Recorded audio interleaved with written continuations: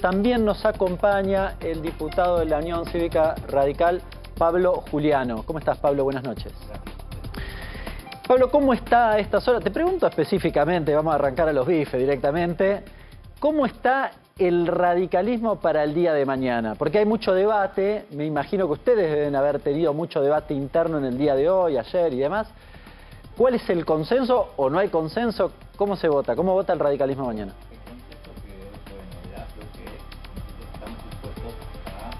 Abordar la ley, que era como todavía nos llama la atención que fuese un interrogante, digo, con las presiones que hay, con la expectativa que también está puesta sobre el rol del Parlamento, más allá de la politiquería. La sociedad tiene sus ojos puestos en el Congreso y en ese sentido el radicalismo tenía un compromiso de darle este tratamiento, digamos, ¿no? Entonces, en primer lugar, afirmar y sostener que va a estar sentado y en el quórum en esta sesión porque ustedes lo sabrán perfectamente bien, durante el día de hoy hubo, y durante toda la semana, especulaciones sobre si se podía llegar o no a tratar la ley. Nosotros entendemos que el gobierno tiene 50 días, que en esos 50 días no hay que obstaculizar, y fue un poco en ese sentido lo que hoy se resolvió. O sea, ustedes dan quórum, pero ¿votan en general a favor y después en particular? Bueno, depende del artículo. Ahí está buena esta pregunta para aclarar. ¿Cómo se da el tratamiento de las leyes? El tratamiento en general, y después estamos hablando de una ley ómnibus. Al ser una ley ómnibus, vos tenés una infinidad de materias que van desde, en este caso, privatizaciones, claro, delegaciones de facultades, regímenes especiales. Bueno, hay una infinidad de temas. Va a ser muy larga la sesión. En ese sentido, hoy lo que acordamos es sentarnos, dar quórum, estar presentes y salir nosotros de esta discusión de si estás siendo o no extorsivo o en un rol de señalamiento como están intentando hacer desde la Casa Rosada para con el Congreso. Pero mi pregunta es, ustedes se corren de la postura de ser una oposición férrea, una oposición de por sí, por el, digamos, este temor o esta forma que está teniendo el gobierno de decirles ustedes obstruyen el cambio. No tiene que ver necesariamente la gobernabilidad, perdón. Nosotros no entendemos que cambie la naturaleza de ser nuestro rol de opositores. Entonces, si vos no querés obstruir, si vos no estás formando parte de ese nudo de tipos que extorsionan al gobierno, digo, porque la gente, ¿por qué tendría que saber que nosotros no formamos parte de eso y quiénes sí? Ahí es donde nosotros le insistimos en reiteradas oportunidades al propio presidente de la Nación que especifique quién. Entonces, acá es clave que nosotros dijimos, bueno, fenomenal, ¿quiénes están para sumarse al debate? La Unión Cívica Radical está para dar el debate. Entendemos que a 50 días del gobierno, evidentemente el gobierno entiende que a través de este instrumento reunirá las herramientas que tiene para seguir caminando. Es la visión que tiene el gobierno, no así nosotros. Hay un montón de temas que, por supuesto, el radicalismo hizo sus disidencias, hubo un dictamen en ese sentido, y ahí nosotros las hicimos, digamos, públicas, las posiciones con respecto a las diferencias. Ahora, llega un momento en donde vos tenés que decir si estás dispuesto a sentarte a dar ese debate, claro, o no. Pablo, hoy circulaba desde temprano un meme, que permíteme que te lo cuente. Quizás la producción lo tiene por ahí, no quiero que te hagan esa maldad, pero era un meme donde estaba Manes sosteniendo a De Loredo, que decía algo así, agarrame que voto todo, agarrame que voto todo.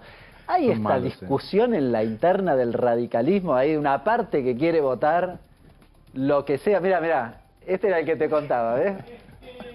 Son malos, Viste que los argentinos con los memes es tremendo. Sí, pero bueno, en realidad hay dos criterios, ¿sí? No podemos decir que no, hay dos miradas sobre cómo posicionarse, cómo ejercer ese rol opositor.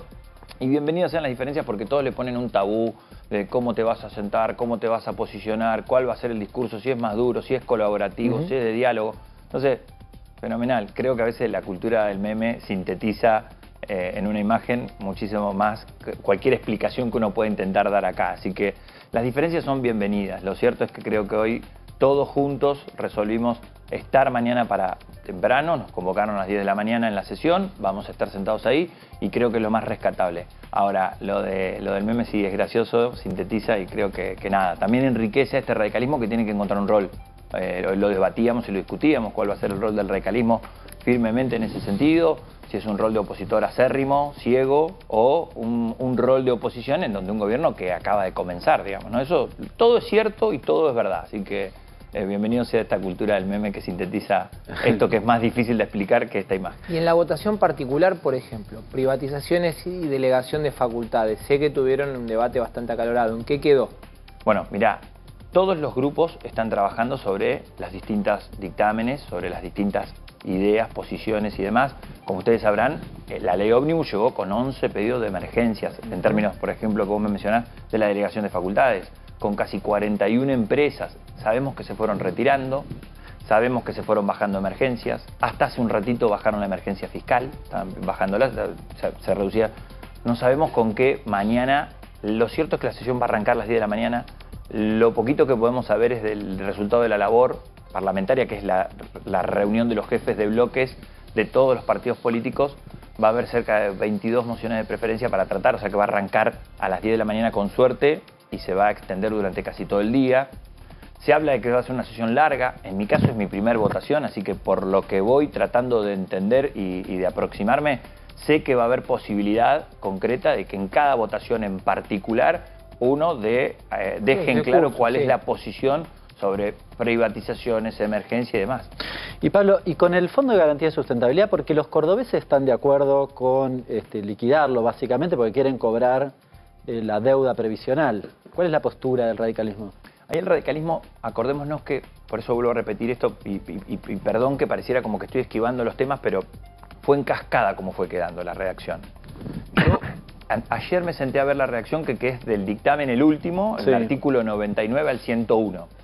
Y la redacción a nosotros nos parece pobre, es decir, no se enriqueció de ninguna mirada, no hay claridad sobre ese fondo, quedó un tipo abierto, decimos nosotros. Y quedó confuso, de hecho. Y a nosotros particularmente el radicalismo insistía con que tenga un destino y que el gobierno nos compartiera esa idea de qué quería hacer con ese fondo, para qué lado, porque como bien decís vos, los cordobeses decían, che, pagame la deuda. Algunos decían, ¿por qué no usamos este fondo para pagar los juicios contra los jubilados? Podría haber sido. Otros decían, ¿por qué con el Fondo de Garantía de Sustentabilidad no hacemos una empresa de energía? He escuchado de todo, de distintos destinos. Lo que no escuché fue al gobierno qué quiere hacer. Y eso está, porque cuando vos vas, en definitiva, más allá de que había una discusión contable, de la primera parte era el viejo 221 de la ley, eso se quedó, se sacó, así que no tiene destino, no tenía destino. Así que nosotros, ese artículo, hablo por mí en caso particular, digo, a tu pregunta anterior, no es un artículo que me siente cómodo, particularmente. Cómo está planteado, no está claro, no me gusta, me parece que es como quemar las joyas de la abuela por nada. No quiero decir que no sea, que si el gobierno dijera o aclarara para qué, capaz que lo podríamos compartir, pero no nos lo dice. Lo deja solamente a disposición, lo confunde con el Tesoro. Con el Tesoro. La redacción es muy mala la redacción. Lo que pasa es que ahí tenés las acciones, además. Claro. No es lo mismo. No es lo mismo el fondo, propiamente dicho, y las acciones. Y hay otro pedazo que era una cuestión contable entre el propio Estado, ¿no? Claro. Que se debía a sí mismo. Eso tenía sentido, en esa parte había como un consenso en probar, pero creo que, digamos, vuelvo a repetirlo, de la última redacción, esa parte, la más sensata, fue la que se sacó. En la semana vimos cómo nuevamente desde la Casa Rosada hubo críticas muy fuertes hacia gobernadores, diputados, calificaciones como extorsionadores, los tildaron de mentirosos. ¿Hasta qué punto va a tener paciencia la UCR con las formas que tiene el presidente de relacionarse con ustedes? Más que la UCR nos tenemos que preguntar si le hace bien al país. O sea, Javier Milei desde el 10 de diciembre es presidente de la República Argentina. No es más el candidato que está buscando laburo de outsider o está buscando laburo de influencer. Y digo, si eso no lo comprendés, si eso no lo entendés, o sea, te puede parecer gracioso, la comunicación y demás. El punto es lo siguiente, la Argentina tiene que pararse sobre dos bases clave.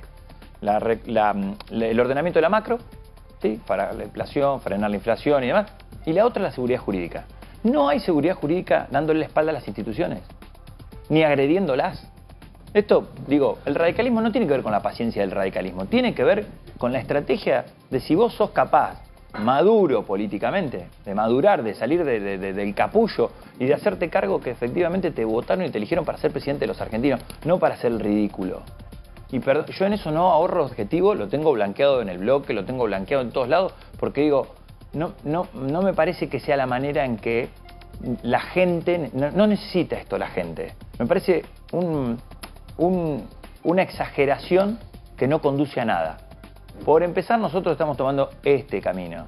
Digo, contestarle, ¿realmente da para contestarle a Milei? La verdad que en mi caso, que siga su rumbo, que siga agraviando, más temprano que tarde Milei va a tener que empezar a explicar él, a rendir cuentas de resultados, y será la gente la que lo va a terminar ponderando. Pablo, lo mismo que le decía a Heller, pero vos no crees que hay... cuando estaba la campaña en el medio, escuchábamos todo lo rimbombante de Milei, y lo insisto, era un poco, a mí me hacía acordar a Menem, si digo todo lo que voy a hacer no me vota nadie. Entonces me parece que las campañas, las elecciones se ganan, me enseñaron a mí en comunicación política, la elección se gana, tiro, humo, lo que quieras. Ahora, ¿no crees que hasta el propio discurso que dio en Davos no es un poco más de eso, de seguir poniéndole pegamento a la gente que lo sigue? Sí, pero, como cohesionando lo propio. Claro, el sesgo de confirmación, ¿viste? Le hablo a los míos para que hoy sigue siendo el presidente. Le habla a su tribu. Por eso digo, a mí me parece que vos tenés un presidente que es de todos los argentinos. Eso no está en tela de juicio, nadie duda, digamos, nadie lo pone, digamos, está arriba de la mesa eso, ¿no? Sí.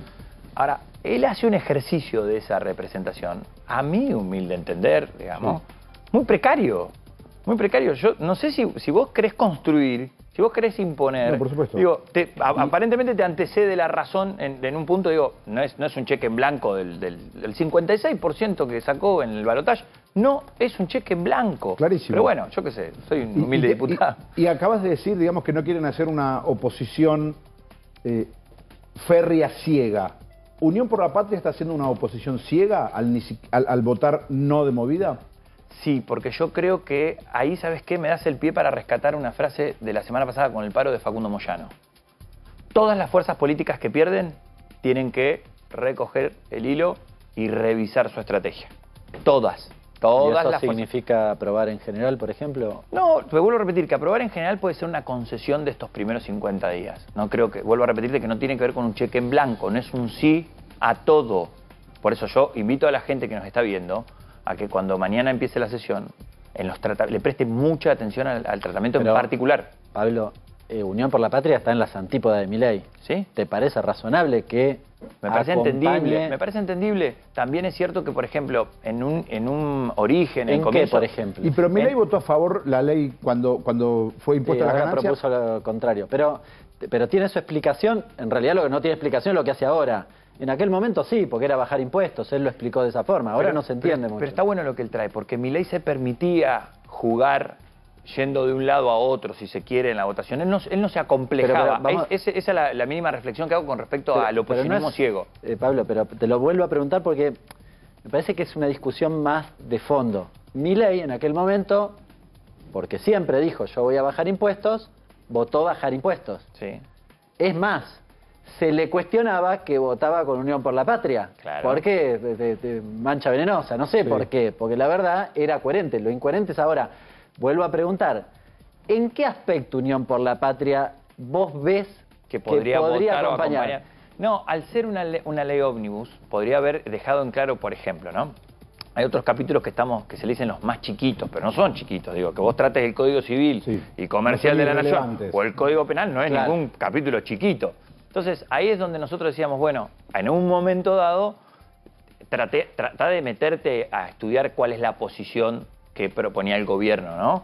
Del endurecimiento de penas o lo que fuere. O sea, hay capítulos o partes de la ley que vos podrías sentarte a abordarlos. Capaz que muchas veces la dinámica política te lleva a rápidamente decir todo que no y no te permite desglosar. Porque yo creo que para poder entender al gobierno, que esta ley es una ley laberinto, era una ley, prácticamente, esto es una mirada personal y particular, laberinto, era una ley para perderse, era una ley para tocar un montón de intereses y no era una ley instrumento. Bueno, pero eso es una decisión de gobierno.